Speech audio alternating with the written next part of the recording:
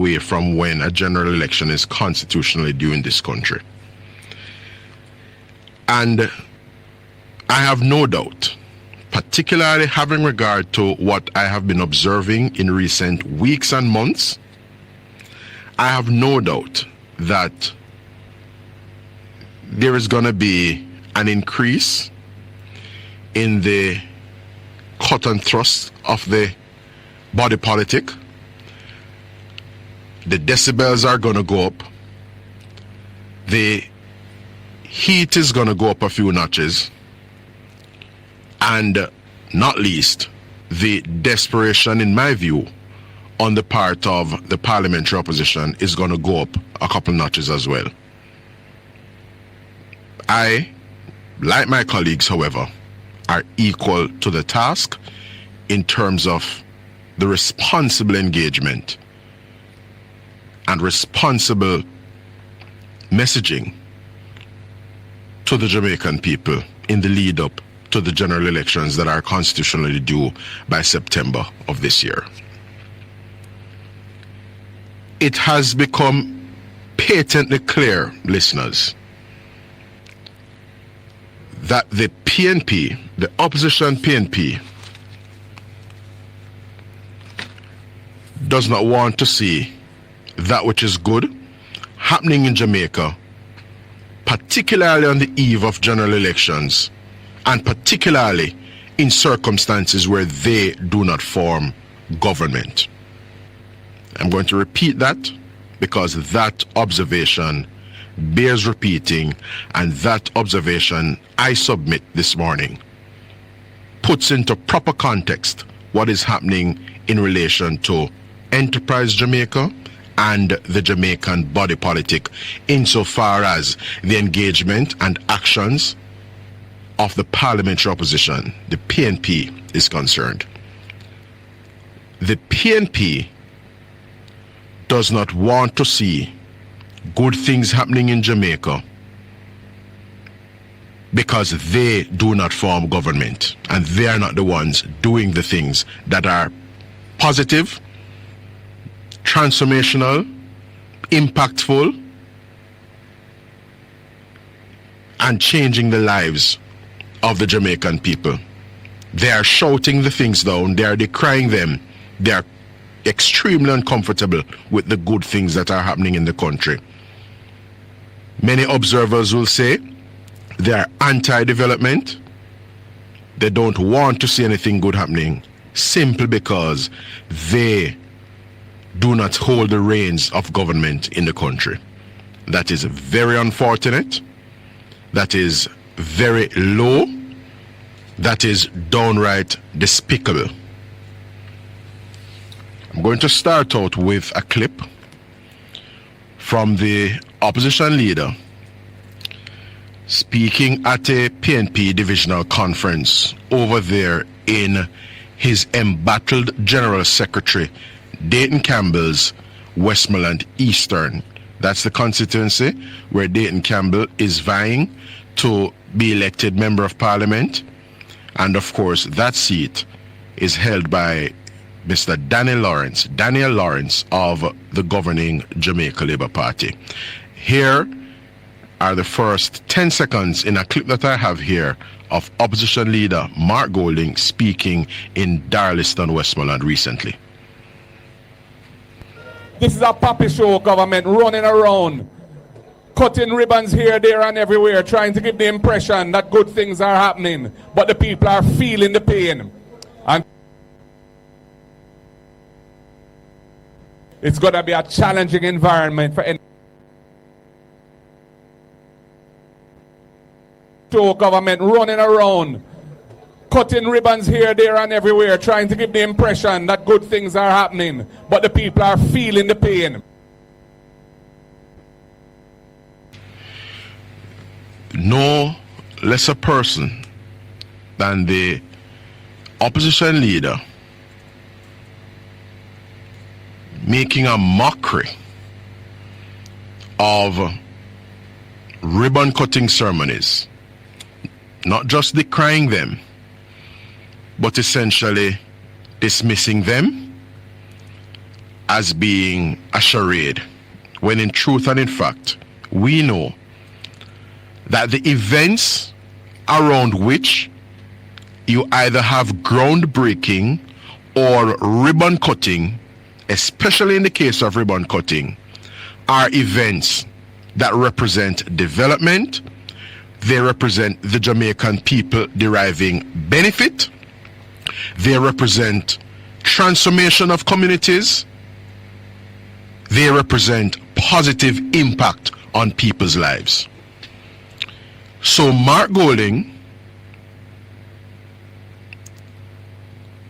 in keeping with the kind of desperation we see being exhibited by the parliamentary opposition, is decrying and shouting down ribbon cutting ceremonies and exercises.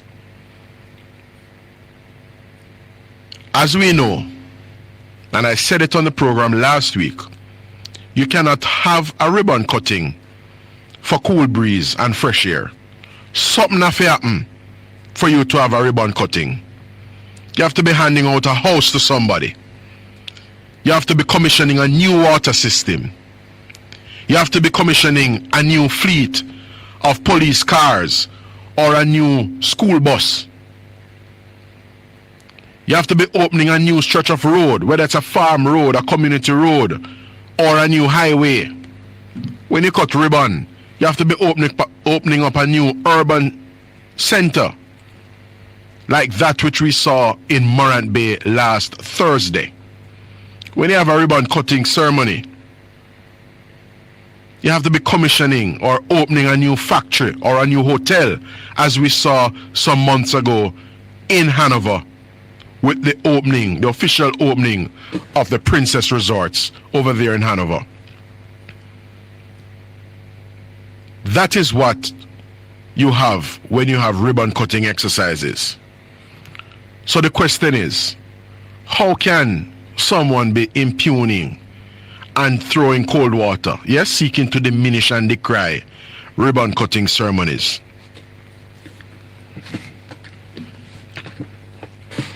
Yesterday in the parliament, listeners, the former opposition leader, the member of parliament for St. Andrew East Central, took to his feet in the sectoral debate and made what many of us will consider as his farewell address, as it were, his last substantial speech in the parliament, a space he would have been serving over 30 odd years.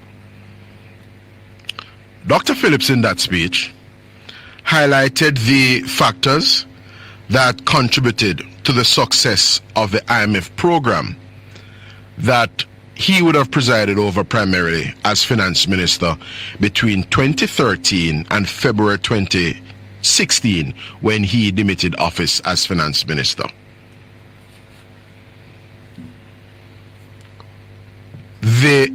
There's a particular observation that was made by Dr. Peter Phillips in the speech he gave in the parliament yesterday that I found very, very instructive. And for that reason, I'm bringing it to your attention. And I'm quoting Dr. Phillips as saying the following: much of the commentary misses the essential element that resulted in the success of that program. What we miss is the significance of the united national effort that was involved. And I'm ending the quote there. I'm going to repeat the quote. Much of the commentary misses the essential element that resulted in the success of that program. What we miss is the significance of the united national effort that was involved. What was Dr. Phillips referring to here? In short, listeners, that IMF program, indeed the efforts aimed at reducing Jamaica's debt stock, and of course continuing with key structural reforms pursuant to an IMF program, was underway when the Simsimila-led PNP administration was in office.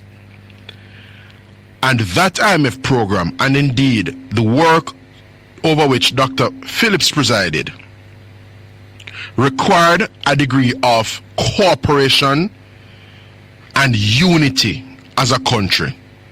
And I am submitting this morning, as Dr. Phillips himself would have underscored and highlighted last afternoon in the Parliament, that there was cooperation and unity.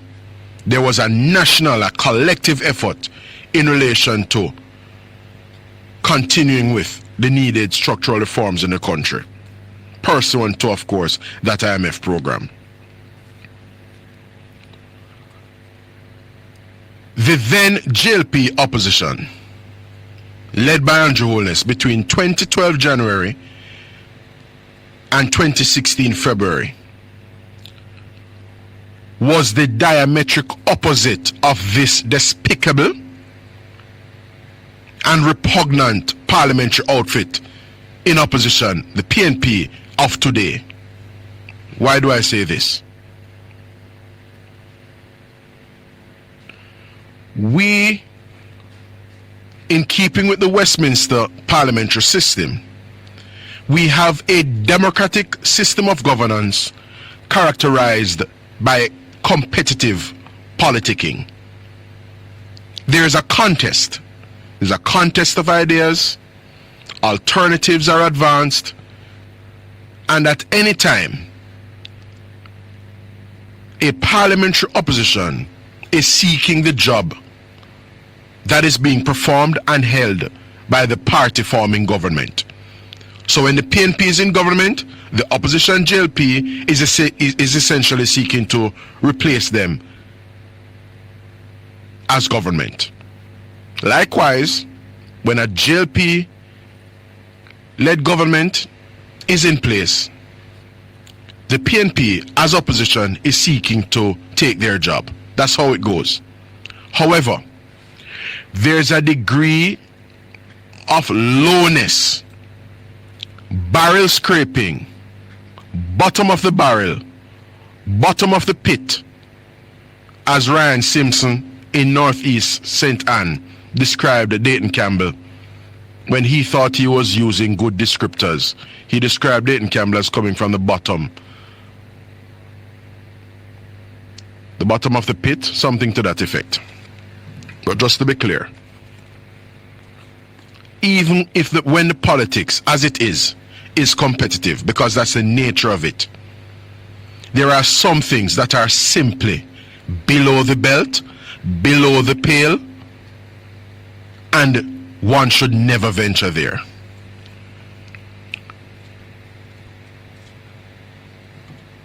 The very environment Dr. Phillips described last afternoon, which resulted in large part in the success of the 2013 IMF program, that IMF program inked in 2013,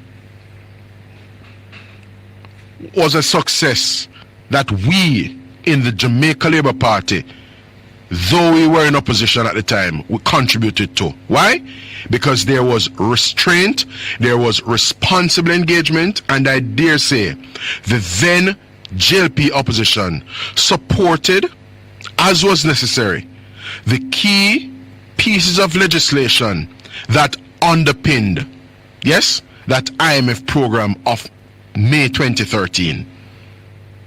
All of the key IMF program related pieces of legislation received the support of the then Andrew Holness-led Jamaica Labour Party government, opposition, which of course is now the Andrew Holness-led Jamaica Labour Party government.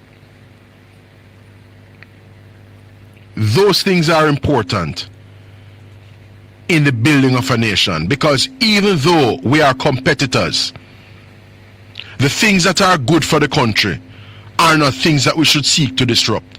And even though we had divergent views as to tax measures in that period and on such things as the Petrocaribe buyback, yes, although we had divergence of views, there was considerable cooperation. Andrew Holness was a responsible opposition leader, contrary to what we see from Mark Golding at present. So when Dr. Phillips was finance minister and came with the omnibus tax legislation to essentially subject more things to tax measures and iron out some of the distortions in our tax regime as a country, it received the support, the parliamentary support of the then JLP government. When the PNP advanced the fiscal rules, that received the support of the then opposition JLP. It was the political environment at the time that enabled Dr. Phillips and the Simsimila-led administration as a whole to be able to impose the wage freeze it imposed on public sector workers. There was no court action advanced by the JLP. They didn't seek to take the ministers or the then government to court to try and grandstand in the way we see happening now. There were two persons who had adjustments made as it relates to their retirement. DPP Paula Llewellyn and Auditor General Pamela Monroe Ellis. The PNP didn't take the Pamela Monroe Ellis matter to court.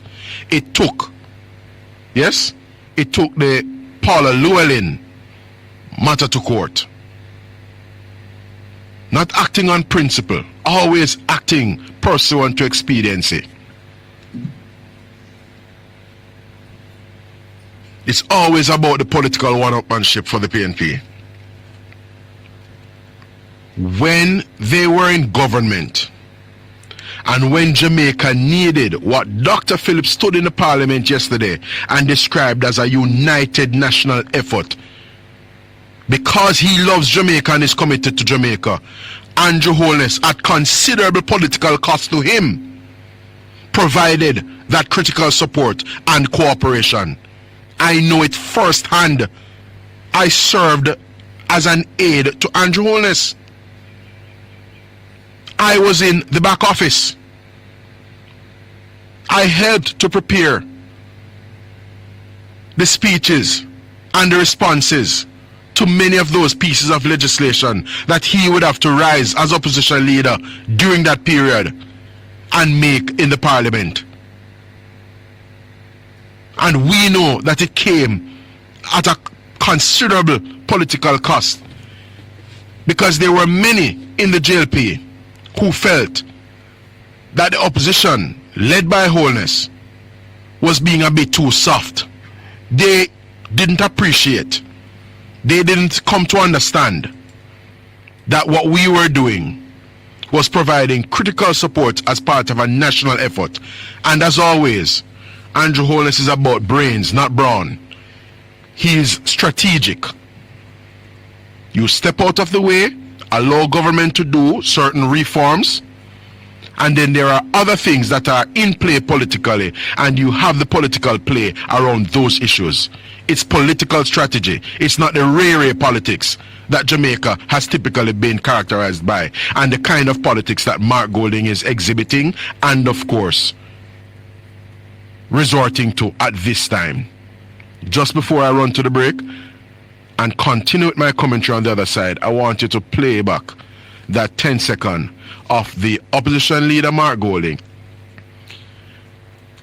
casting a shadow over the whole business of ribbon cutting in the country. He was speaking, listeners, about 2 Thursdays ago in Darliston, Westmoreland, where Danny Lawrence of the JLP is the Member of Parliament. Listen to the gentleman, Mark Jefferson Golding, the gentleman who hesitated in choosing Jamaica. This is a puppy show government running around, cutting ribbons here, there, and everywhere, trying to give the impression that good things are happening, but the people are feeling the pain.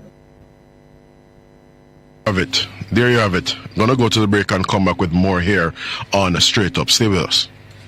The program is Straight Up and I'm continuing my extended opening commentary this morning. There's a bag of things to address, a crocus bag of things. The opposition leader has charged that the government is cutting ribbons to give the impression that things are happening. Can a government make up things that are happening?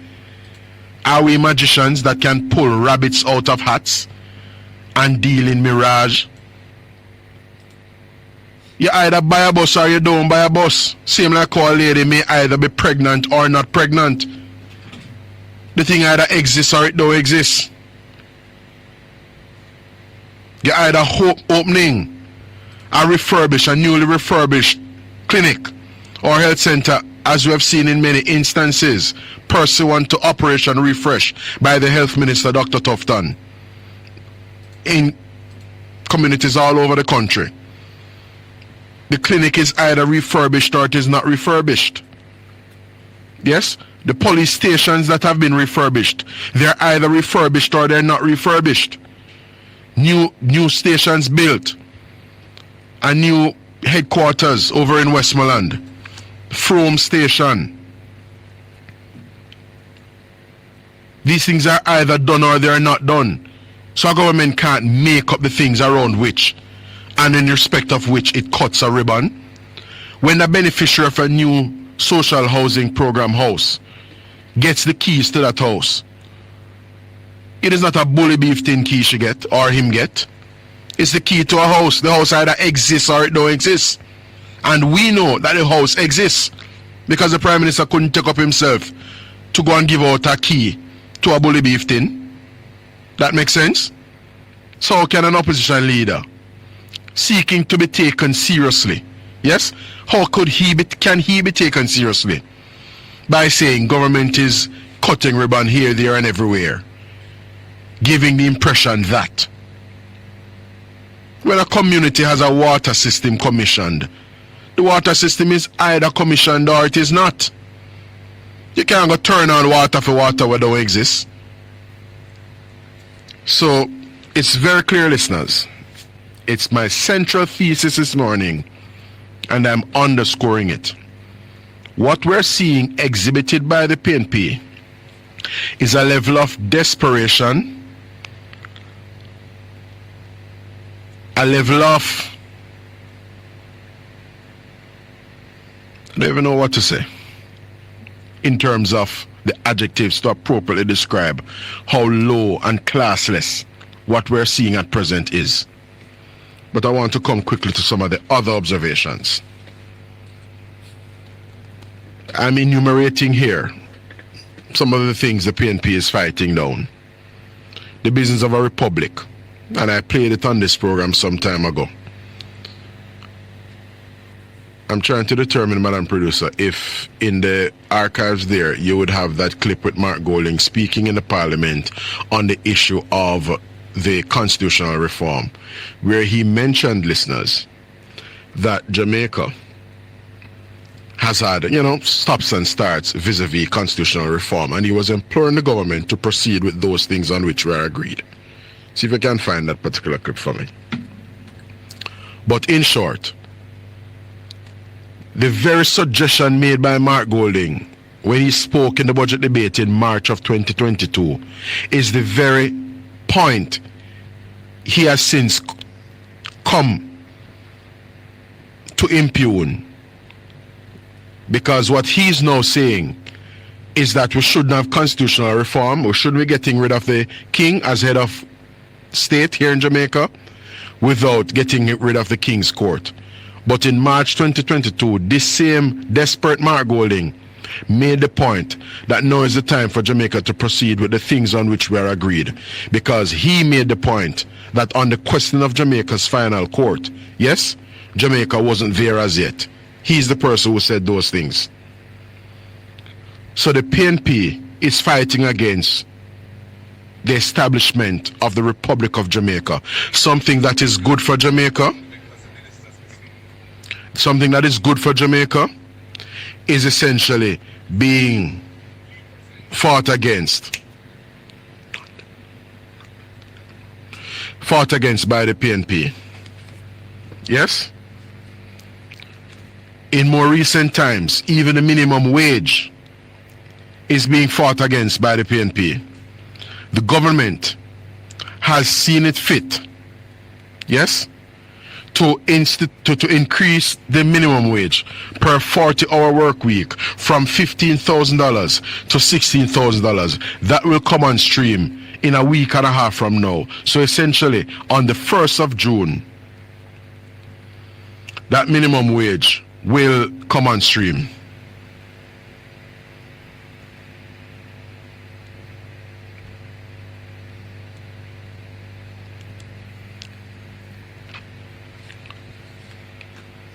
What we are seeing from the PNP is that instead of focusing on the substance, they are trying to be desperate and trying to highlight form.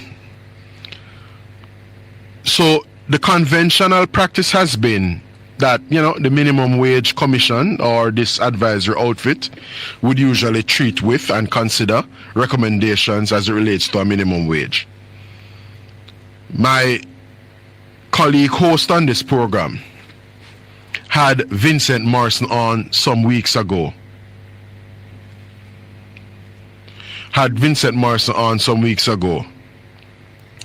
Where he basically made the point that the Prime Minister announced an increase in the minimum wage but didn't consult with the minimum wage advisory body.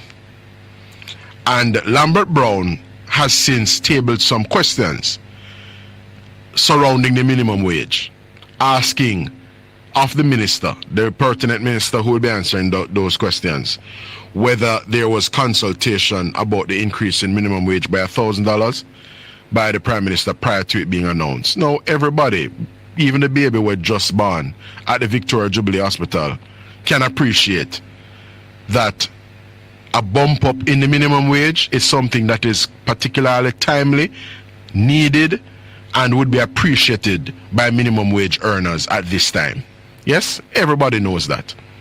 And the minimum wage, everybody knows, is also a matter of a delicate balancing act, because what is wage and income for one man is an expense item for another man. And we have to appreciate, as I have pointed out on this program several times over, that there are persons who are civil servants, ordinary workers, ordinary working class people who themselves are employers. So we have to do a delicate balancing act on this question of minimum wage.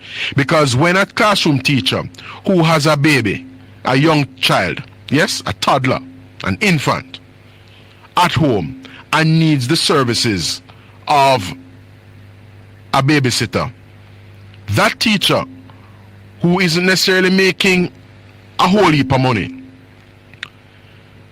is an employer and has to contend with the minimum wage. A policeman or a police officer who has to attend to an elderly parent has to hire someone to provide care services to their old age parent or a grandparent, for example. So they are an employer. So employers are not just the William Mahfoods and the Gassana Zans of this world, who many would say, boy, them rich, make them pay it. Ordinary people, mom and pop type operation proprietors are also employers. They also have to pay a wage to the persons in their employ. So it's a delicate balancing act. And the government believes that it has struck that delicate balancing act by bumping up the minimum wage that is to be paid for a 40-hour work week here in Jamaica by $1,000, moving it from $15,000 to $16,000. Wanted to listen to this next clip because it is a clip of Michael Phillips, yes, doing a similar thing to what Mark Golding did, because all of them have on a shirt marked Desperation at the back. Their team is marked and named Desperate Bunch. So when the bossy teams in the UEFA Champions League take to the pitch, you see the match card, you see the lineup, and you see the various players with them name and their number on it. All of the PNP persons have on a bib, a shirt, yes? Their kit has the name and the word desperation at the back of it. And they are the desperation team. Listen to this fellow, Michael Phillips. Them gone through 4 minister of transport. 4.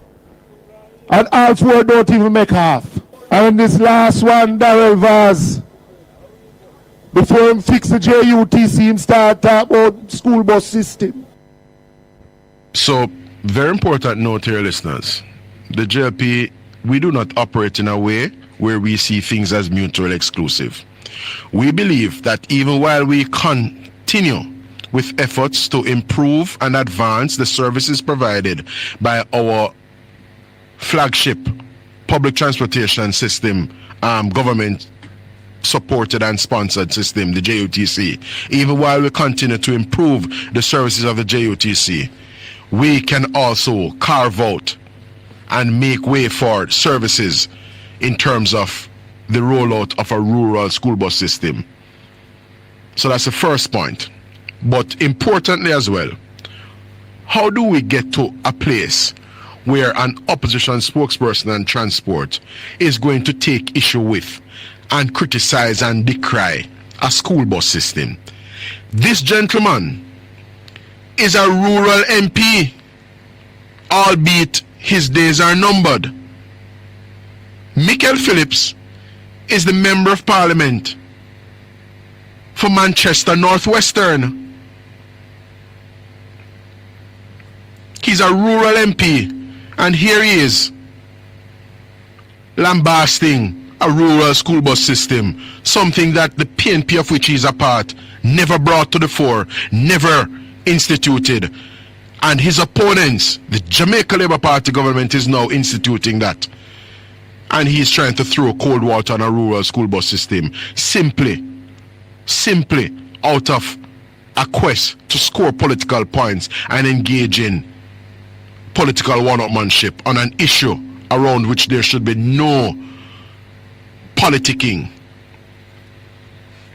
Those buses will be transporting the children of Jamaica, especially those out in rural Jamaica, irrespective of whether they sympathize with or their parents vote for the Jamaica Labour Party or the despicable PNP of which Michael Phillips is a member. Those students and those school buses have no regard for the politics and should not be politicized in the way Michael Phillips and, according to Darrell Vaz, Colin Campbell, who incidentally was seated in the Parliament yesterday, in the well of the Parliament, when Dr. Phillips made the observations he made about a united national effort. That same Colin Campbell had to be called out by Transport Minister Darrell Vaz in recent weeks because he apparently took to social media to suggest that the school buses that have been brought down. And there's another point of criticism that they have leveled against the school buses. They have referred to them as second-hand. One of their little miscreants on social media, Andre Stevens, one of the thumbnails he used on social media in relation to the rural school bus is that them a pupina. Just think about it carefully.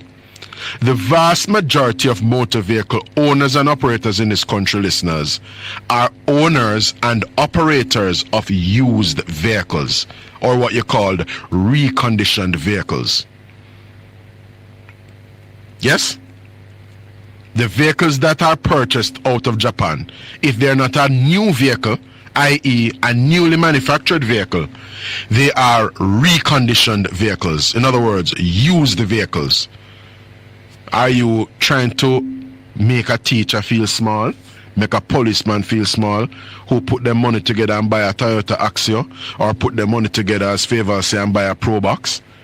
You try to diss the taximen in this country by suggesting that somehow a vehicle that was previously owned or a vehicle that has miles on it is unworthy. You guys have lost it in the PNP to the point where you don't even have nothing else to lose. Totally lost it. Simply because of political expediency rather than principle. You want to see Colin Campbell of CCOC. Colin Campbell, our candidate of Trafigura fame, in the parliament yesterday, apparently to support Dr. Peter Phillips in his contribution to the sectoral debate. But he's on social media as Brushy Two-String or whatever else he is, making claims about the rural school buses when I go so, about bus brought down. So if a bus even did brought down, that was something to celebrate? That is something to celebrate? Low and classless. Crime is also beating the opposition PNP bad. The government's crime management are beat them bad. 42% reduction in murders year to date. On Monday of this week, my colleague host of this program had Wilfred Rattigan on the station. That same Wilfred Rattigan who aspired to serve this country as police commissioner. I don't know if he's reeling, as it were, from not having been successful in his bid to be considered for and be tapped to serve as police commissioner. He may well be reeling from that. So him carrying belly. He may well be carrying belly for the government in that regard. But Wilfred Rattigan, on public radio, as he underscored on YouTube, a program dubbed Make We Talk, Monday evening of this week, made the point, yes, that murders are not going down. Charging essentially that the government is fabricating it, because what he's saying is that there are some categories that the government, the police, is now using to mask murders. For example, skeletal remains found. If skeletal remains are found, sir, and whatever categorization the police force uses, first of all, it is not the creation of the Andrew Holness-led government. It is something that the law enforcement around the world use. Suicide, death by misadventure, investigation ongoing, skeletal remains found, all kinds of things. These categorizations simply mean that investigations are ongoing so that they can clear up the matter and attribute it where it is to be attributed properly, if they can attribute any at all. So the key point, sir, Wilfred Rattigan, is that you can begrudge the police if that is in fact what you're doing. You can do that all you want. We have an effective and hard-working police commissioner in place at present. And although you may begrudge the hold of that office, that will not stop Dr. Kevin Blake from executing the job he has been doing and executing so competently, professionally, and effectively. And as I have said when I called into the program on Monday, whatever you may have been promised by the PNP or whomever else, whether it is to be ambassador to Washington, consul general, or police commissioner, you can forget it. That now go happen, that now go keep. So you can go and persist in a delusion of grandeur. What you must do is call into this program. Call into this program. For your benefit, Mr. Wilfred Rattigan, let me repeat the numbers. 212-9824. Of course, you know if you put the 876 before that. And there's also 462-0919. Call into the program and let us discuss these categories that you're talking about. You are someone who ostensibly served in the FBI, so you would know about ongoing investigations. If the police come upon a skeletal remain, it would take investigation to be able to establish whether this was in fact a victim of murder or death by some other means. Yes? I'm giving another couple of examples of things that the PNP is berating and criticizing. A park, a new park for Mandeville. The public has heard Mayor of Mandeville, the first citizen as it were of the parish of Manchester, Donovan Mitchell, who is vying to be the MP in Manchester Central, saying that they don't want a park. So because a new park is being proposed by Andrew Holness and the JLP government that he leads, Mayor Donovan Mitchell no want a park. If Mark Golding were Prime Minister, God forbid, and were promising a park or undertaking to build a park, he would have want a park. But because it's Andrew Holness undertaking to do a park in Manchester, in Mandeville, Donovan Mitchell don't want a park. So the things that are good for the people of Jamaica, the things that are good, listeners, for the people who they themselves serve, the PNP don't want it for the people. They do not want the development for the people. They envy the people and the development coming the people's way, simply because it is not the God-forsaken PNP that is doing the development. Those people at 89 Old Hopeless Road are a unique set, a despicable set. You cannot get any lower than them. A park that will enhance social life and family life for constituents and citizens. People can go there because as it is right now, it is my information that the park that is in Mandeville is closed more than it is open. It's only when they have special events, civic ceremony and so on that the park open I gather. Why shouldn't the park be operating in the way the Emancipation Park here in Kingston operates? That's the undertaking of this Andrew Holness-led Jamaica Labour Party government. We want a park for the good people of that side of the country, Mandeville and its environs, to be able to go to a park, do physical activity, them jogging trail and walking trail, interact, have a picnic, sprawl off on the lawn, buy ice cream, take photographs, all the things that happen at Emancipation Park. With the exception, of course, of transmission sitting down in one another's laps. Yes? But I move away from the park now to the new social housing program, because my colleague host on this program as well had Natalie Nita Garvey on the program a few months ago, decrying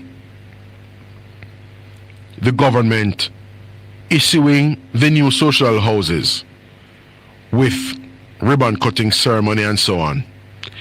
Instead of being happy for the beneficiaries, Natalie Nita Garvey, as does my colleague host of this program, in perfect despicable fashion and desperate fashion,